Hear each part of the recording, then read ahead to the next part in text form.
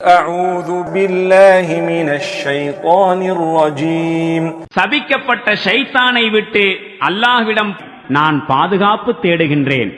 يا أيها النبي جاهد الكفار والمنافقين واغلظ عليهم ومأواهم جهنم وبئس المصير.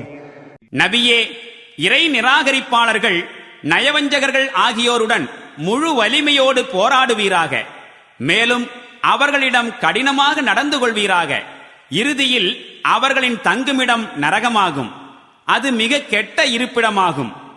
يحلفون بالله ما قالوا ولقد قالوا كلمة الكفر وكفروا بعد إسلامهم وهموا بما لم ينالوا وما نقموا إلا أن أغناهم الله ورسوله من فضله فإن يتوبوا يك خيرا لهم وإن يتولوا يعذبهم الله عذابا أليما في الدنيا والآخرة وما لهم في الأرض من ولي ولا نصير.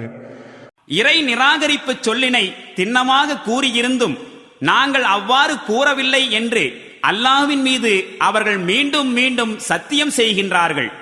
அவர்கள் இஸ்லாத்தை ஏற்றுக்கொண்ட பின் நிராகரிப்பை மேற்கொண்டு விட்டார்கள். மேலும் தம்மால் செய்ய முடியாத செயலை செய்ய நினைத்தார்கள். தன்னுடைய அருளால் அல்லாஹுவும் அவனுடைய தூதரும் அவர்களுக்கு செல்வம் வழங்கியதற்காகவா அவர்கள் இவ்வளவு வெறுப்பு கொள்கிறார்கள்? அவர்கள் தம்முடைய இந்நடத்தையிலிருந்து விலகிக் கொண்டால் அது அவர்களுக்கு சிறந்ததாகும்.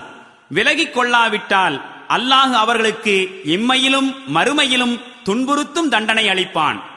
இப்பூமியில் அவர்களை ஆதரிப்பாரும் அவர்களுக்கு உதவி புரிவாரும் யாரும் இரார்.